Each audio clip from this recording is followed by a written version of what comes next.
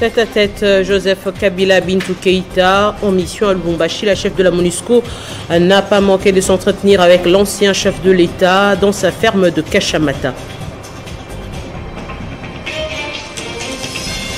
Couvre-feu levé dans l'ensemble des provinces, sauf dans la capitale Kinshasa.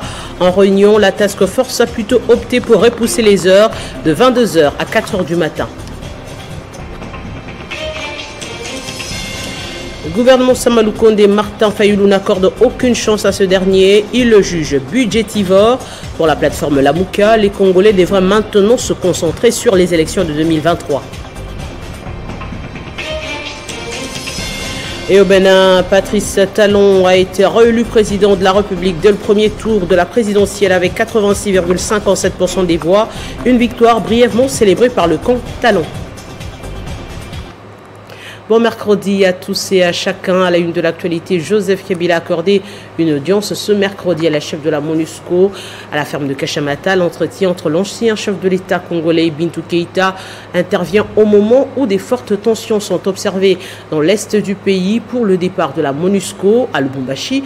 La chef de la MONUSCO s'y est rendue pour s'assurer de la fin des programmes de certaines agences de l'ONU. La task force présidentielle contre la Covid-19 s'est réunie hier mardi afin d'évaluer la situation épidémiologique sur le territoire national ainsi que les mesures prises pour endiguer cette pandémie. Il en ressort de cette rencontre que le couvre-feu passe de 22h à 4h du matin pour la ville de Kinshasa où la courbe épidémique est descendante. Quant aux provinces, le couvre-feu a été carrément levé. On écoute ici le vice-premier ministre, ministre de l'Intérieur.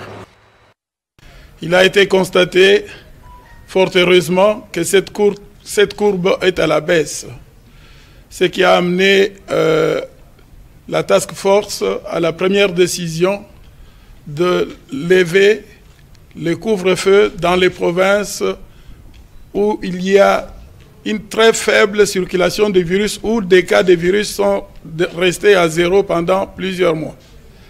Par contre, dans des provinces de Kinshasa, du Congo central, du sud et du nord et du sud Kivu, de l'Ituri, de la province de Lualaba et du Haut-Katanga, là, encore une fois, la circulation du virus est encore à un niveau significatif. Dans ces provinces-là, il a été décidé d'alléger le couvre-feu qui désormais va commencer de 22h jusqu'à 4h du matin. Le vaccin contre le Covid, c'était le deuxième point de notre réunion. Il a été décidé de commencer la campagne de vaccination à partir de ce lundi 19 avril sur base volontariste.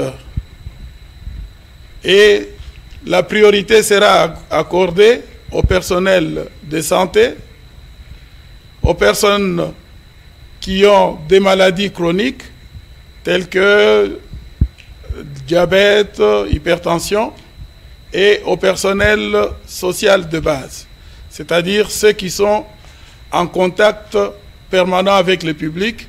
Il s'agit de personnel qui travaille par exemple dans les aéroports, au niveau des postes frontaliers, au niveau des banques, les personnels qui est au guichet par exemple, eh bien, tous ces personnels qui s'exposent quotidiennement en face du public.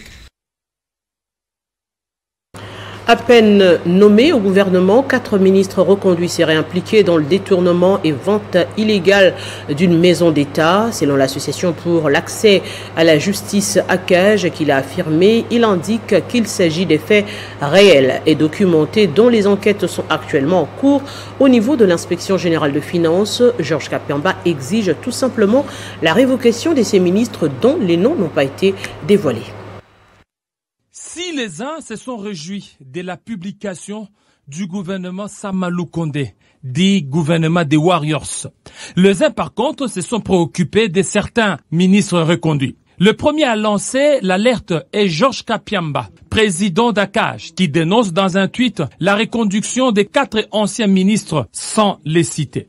Pour Georges Kapiamba, 2 ministres parmi ces 4 font l'objet d'enquêtes pour vente illégale d'une maison de l'État et 2 autres pour détournement des fonds publics. Les éléments que Akaj détient établissent que parmi les 4 ministres, dont 2 se sont arrangés et ont vendu frauduleusement un immeuble de l'État situé dans la commune de la Gombe à un sujet libanais. Le dossier est sous enquête judiciaire.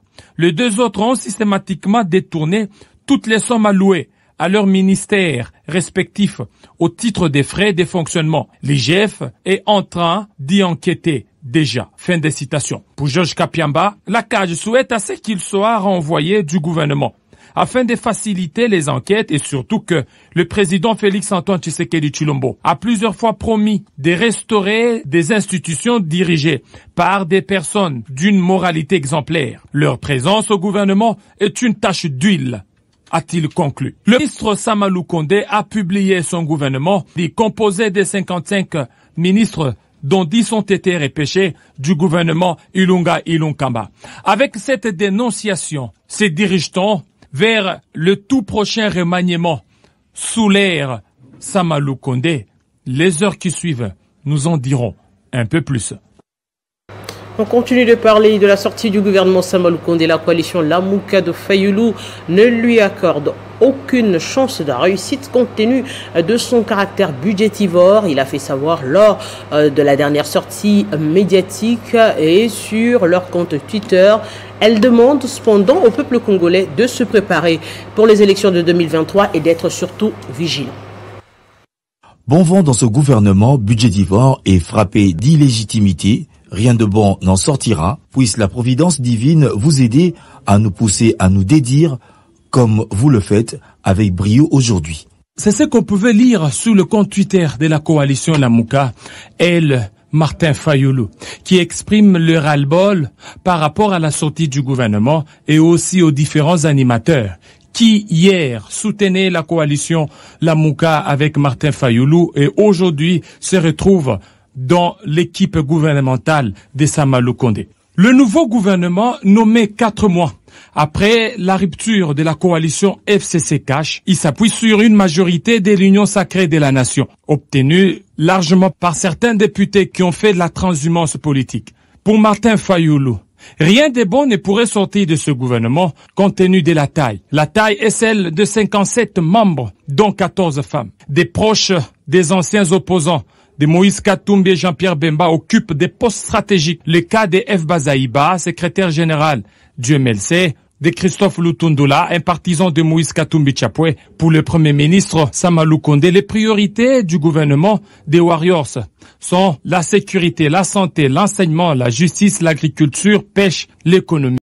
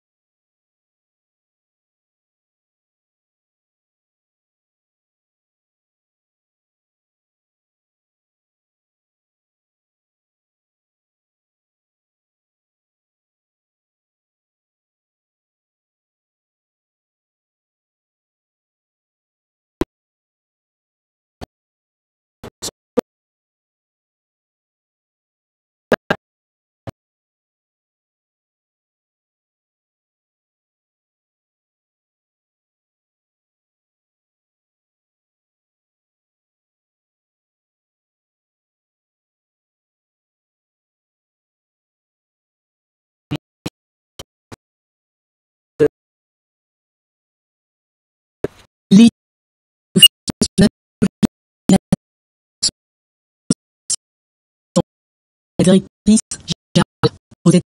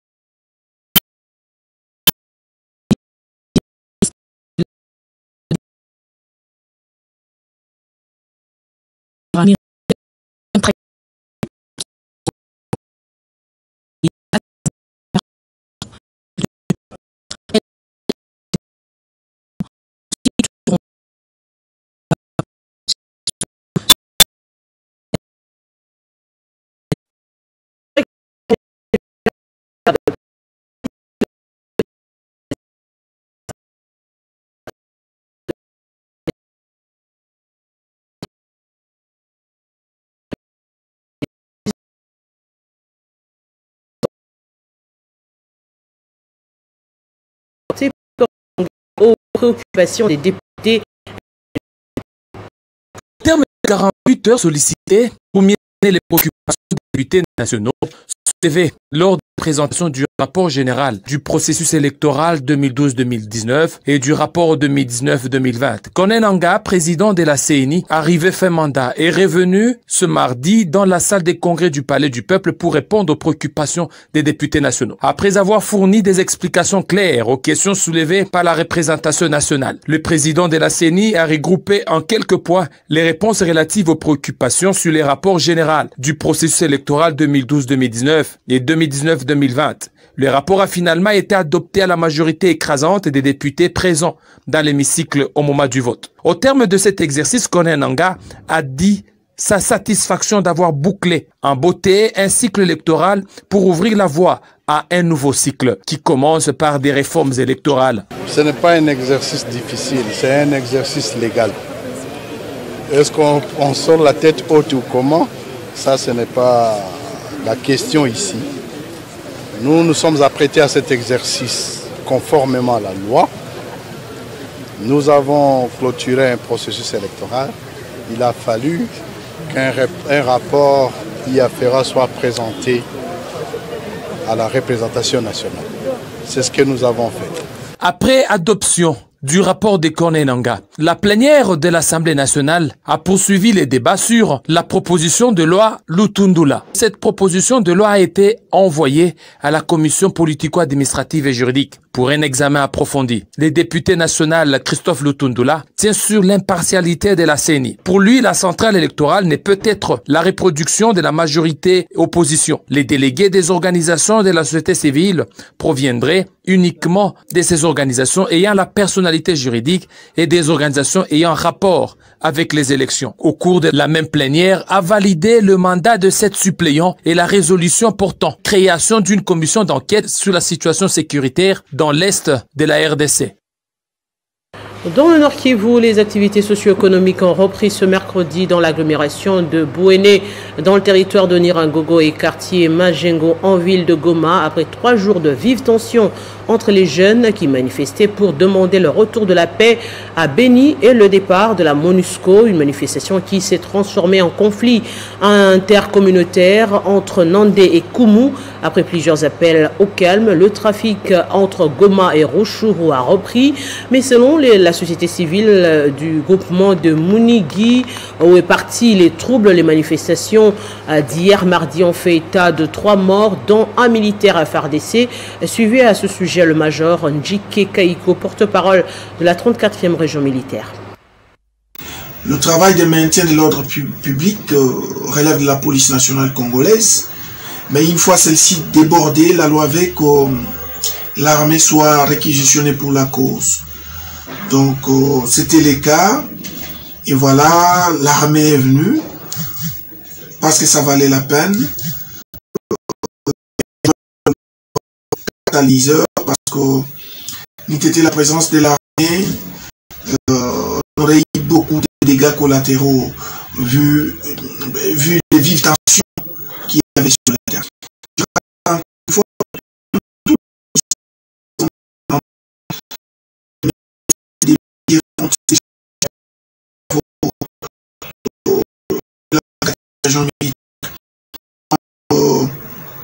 La population peut garder son calme. Et si le groupe armé qui aurait l'intention de se quitter,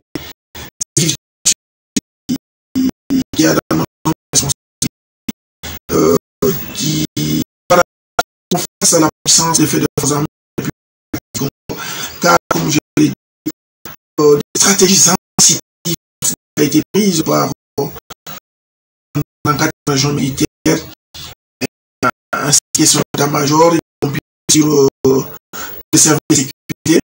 Donc la population n'a pas assez par rapport à cela. Mais ce qui est beaucoup plus important, c'est que notre population soit calme et que ensemble nous mettons à la recherche de la paix.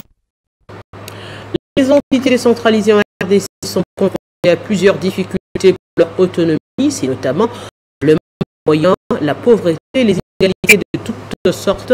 C'est le cas du Baba, où un atelier est organisé par le programme présidentiel de lutte contre la pauvreté et les inégalités dans l'objectif justement de renforcer les capacités des acteurs à faire face à ces fléaux. Aider les entités territoriales décentralisées à se développer, c'est la raison de cette formation des 3 jours organisée dans les secteurs des Lulu ou de Alaba. C'est une séance de travail qui intervient après la campagne de contrôle citoyen, des gestions de la redevance minière par la plateforme de la société civile, CASMA. Mais quand vous regardez à côté les conditions sociales des communautés, il y a vraiment un décalage très manifeste. Nous avons dit qu'il faut réduire ces gouffres et cela, il faut les aider à voir comment ils peuvent aussi investir les fonds qu'ils ont dans les sociales. Mais cela requiert vraiment des connaissances appropriées. C'est pourquoi nous avons des experts techniciens dans les domaines de planification, dans les domaines de développement communautaire, afin qu'on puisse voir aussi comment on va les aider. Les animateurs de l'huile dans le bas pour investir dans les projets qui répondent réellement aux besoins de la population. Il y a le renforcement de capacités à travers les formations diverses. On leur apporte les outils nécessaires pour leur permettre de travailler. Les politiques existent, mais comment ces politiques sont-elles implémentées sur le terrain? Comment ces politiques sont-elles perçues par les populations? Est-ce que les populations savent comment, particulièrement les animateurs de différentes entités au niveau des provinces? Cette formation, animée par les programmes présidentiels de lutte contre la pauvreté et les inégalités, s'étendra jusqu'au 15 du mois en cours. Au Bénin, je le disais en titre, Patrice Talon a été réélu président de la République dès le premier tour de la présidentielle avec 86,57% des voix. Une victoire brièvement célébrée par le camp Talon. Ces résultats provisoires doivent être transmis à la Cour constitutionnelle qui est chargée de proclamer les résultats définitifs du scrutin. Selon les chiffres provisoires annoncés par la commission électorale, Patrice Talon et sa colistière, Mariam Chabi Talata, sont arrivés en tête de l'élection présidentielle avec 86,57% de suffrages exprimés, suivis des Semanou et Unkep, qui viennent en deuxième position avec 11,29% de voix. Candidat à la présidentielle, Paul Unkep a dénoncé les irrégularités qui les auraient pénalisés. Les duos Koretin Kououé et Irène Agussa totalisent 2% de suffrages exprimés. Koretin Kououé, dissident du parti Les Démocrates, prendre la parole ce mercredi à ces sujets. Du côté du camp du président Patrice Talon, les avis sont bien différents. Le directeur de la communication de la présidence voit ses scores de 86,17% de voix comme une prime au bilan du premier mandat écoulé. La commission électorale annonce par ailleurs un taux de 50,17% au niveau national. Cette participation était l'un des enjeux de ces scrutins qui s'est tenu en l'absence des grandes figures de l'opposition qui n'ont pas pu se présenter. Sport, football, en Vodacom Ligue 1, le marathon va se poursuivre ce mercredi avec 4 rencontres au programme à Kindu, Maniema Football Club Renaissance du Congo, à Mbujimai, Sangabalendi, association sportive Simba de Kolwezi, à Kinshasa, RCK, association sportive V-Club, et en deuxième explication, l'Académie Club Rangers va se mesurer au tout-puissant Mazembe Anglebert. Les Corbeaux comptent donner le maximum face aux académiciens pour arracher les 3 points. Écoutez Profimi Ayo et Guy Roger Limolo en conférence de presse d'avant-match. Mais sauf que je sais que c'est vrai, l'année dernière, on a trébuché devant Rangers. Et moi, je crois que par rapport aux objectifs du club, c'est de faire mieux dans ce championnat-là. Donc, on est là, on va essayer de donner le maximum pour pouvoir arracher les 3 points. C'est vrai, sachant bien qu'il n'y a jamais eu des matchs faciles, mais bon, nous on va travailler durement, on va se mettre au mastic pour pouvoir faire mieux. La pression est là parce que, comme tu venais de le souligner, que ce championnat est trop serré, mais c'est pas seulement Maniema, c'est presque tout le grand du pays, donc on est tous là dans la course, donc chacun a ses objectifs, donc nous devons faire mieux pour arracher les 3 points. Je crois que à chaque saison que nous sommes sortis champion, c'était pas facile. On n'a pas eu à ramasser de points facilement. Ben, c'est toujours, il faut suer pour obtenir quelque chose. Oui, maintenant sur le plan mental, maintenant ça va parce qu'on vient de sortir d'une victoire après 2 défaites. On a gagné fisc un match contre Bazano. J'espère toute l'équipe, on a bien récupéré sur le plan mental. Le mental des joueurs est en place. D'abord, pour gagner Mazembe, d'abord, il faut arriver d'avoir le père sur la tête des joueurs. Il ne faut pas avoir beaucoup de raisonnements sur le plan tactique ou technique. Il faut bien préparer notre équipe sur le plan physique, en plus mentalement, mettre un bon système de jeu sur le plan, sur le terrain, pour chercher à aller en avant, pour gagner, récupérer des points contre Mazembe. Allez, venez nous rappeler des principaux titres. Tête à tête, Joseph Kabila Bintou Keïta en mission à Lubumbashi. La chef de la MONUSCO n'a pas manqué de s'entretenir avec l'ancien chef de l'État congolais dans sa ferme de Kashamata. Couvre-feu levé dans l'ensemble des provinces, sauf dans la capitale Kinshasa. En réunion, la task force a plutôt opté de repousser les heures de 22h à 4h du matin. Le gouvernement Sama Lukonde, Martin Fayulu n'accorde aucune chance à ce dernier. Il le juge budgétivore. Pour la plateforme politique Lamouka, les Congolais devraient maintenant se concentrer sur les élections de 2023. Et au Bénin, Patrick Talon a été réélu président de la République dès le premier tour de la présidentielle avec 86,57% des voix. Une victoire brièvement célébrée par le comte Talon. La suite du journal, c'est la revue de presse.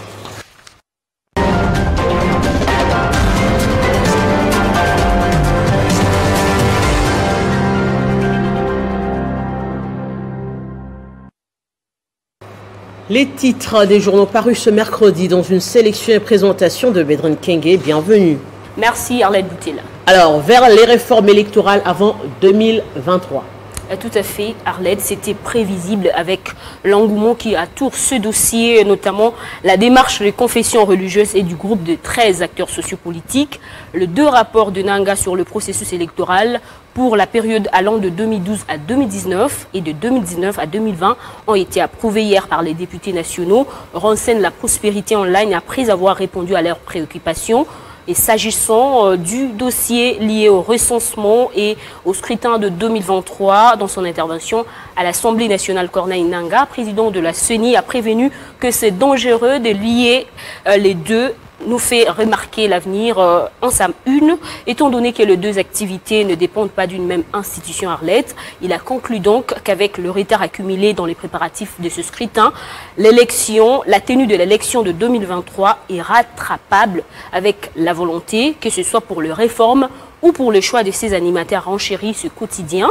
La Chambre basse du Parlement entame donc la réforme de la CENI. Hassan Africa News de son côté avec les débuts de l'examen de la proposition de loi sur cette réforme initiée par Christophe Lutundola. Alors on parle également du gouvernement Sama Lukonde, la presse continue d'en parler. Effectivement, Arlette, après avoir dévoilé son équipe, le gouvernement aura besoin de plus de 7 millions de dollars américains pour son installation, rapporte Le Monitor, une belle manière de vider les caisses de l'État, souligne ce journal. Econews, de son côté, estime que ce gouvernement a réuni Bemba Ketumbi et Bahati jusqu'en 2023, sans compter le président de la République, en analysant justement le contexte dans lequel cette nouvelle équipe a émergé. Qui nous rappelle encore les 3 mousquetaires, les célèbres du roman d'Alexandre Damus Père. Pour clore ce sujet, Forum des As se penche pour sa part sur le retombé de la publication du gouvernement Sama, pour préciser que l'enjeu de 8% de postes ministériels accordés au Sud Kivu, des leaders politiques du Kasaï et du Kasaï central s'estiment marginalisés et les femmes finissent les gémériades, place au résultat. Alors on va partir en Afrique, 34 ans après l'assassinat et le coup d'État contre Thomas Sankara, le procès va s'ouvrir bientôt. Oui, Arlette, la date du procès n'est pas encore connue, mais il y a quand même de l'espoir pour les proches de l'icône panafricaine Thomas Sankara. Après avoir suivi le verdict de la cour militaire d'hier, précisons que l'ancien président Blaise Compaoré, en exil en Côte d'Ivoire depuis son putsch en 2014, ami et frère du feu président burkinabé ainsi que certains de ses compagnons seront poursuivis pour attentat à la sûreté de l'État, complicité d'assassinat des Sankara, Hassan le Parisien.fr, avec l'annonce justement de ce procès sur ce qui s'est passé le 15 octobre 1987 que Ouad Ketsira qualifie de dossier sanglant jusque-là fermé, tout comme la parenthèse de la révolution burkinabé d'août 1983 menée par le Che Guevara africain, donc Thomas Sankara, sera remis au goût du jour par une autre révolution qui avait conduit les présumés assassins de Sankara, donc Compaoré a démissionné. Cette remise en accusation intervient au moment où la réconciliation nationale entamée après la réélection de Roch Marc Christian Kaboré. D'où ce titre de l'observateur Palgar Let's, affaire Sankara, quand les calendriers judiciaires et politiques sont très chocs. On est bien curieux de savoir comment le président du Faso Kaboré et réconciliateur en chef Zignaré vont s'y prendre en pareille situation, même si tout soutiennent que la réconciliation ne rime pas avec l'impunité, poursuit ce site burkinabé. Grand merci Bedrine Kenge pour cette sélection. Merci à vous. Aimables téléspectateurs, ainsi s'achève ce journal. Merci de l'avoir suivi et surtout à très bonne suite de nos programmes.